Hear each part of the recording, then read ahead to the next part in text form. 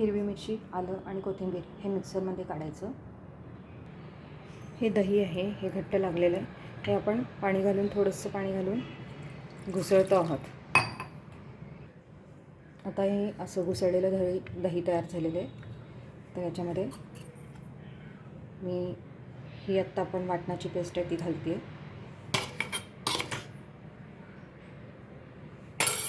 लागेल तशी मीठ घालते आहे आणि साखर घालूया, जेवढं गोड लागेल तेवढं.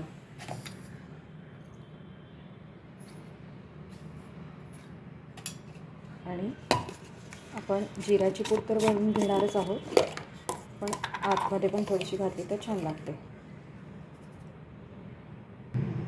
हे असं दही घुसळून तयार आहे. आणि हे वडे आहेत. हे मी कसे केले ते तुम्हाला सांगते.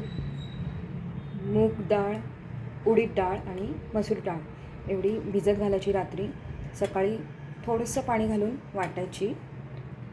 वाटताना थोडं मीठ, मिरची आणि थोडंसं आलं घालायचं. आणि वाटल्यानंतर लगेचच त्याचे वडे तळायचे. वडे तळून झाल्यानंतर ते पाण्यात घालायचे. लगेच एक एक घाणा झाल्यानंतर लगेच तो पाण्यामध्ये घालायचा. पाण्यामध्ये घातल्यानंतर दुसरा घाणा होईपर्यंत ते पाण्यात मुरतात.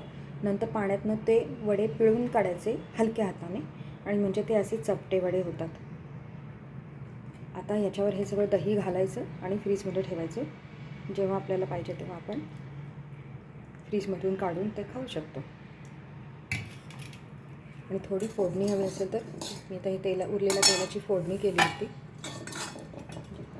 असं मिक्स करून मुरायला फ्रीजमध्ये ठेवायचं.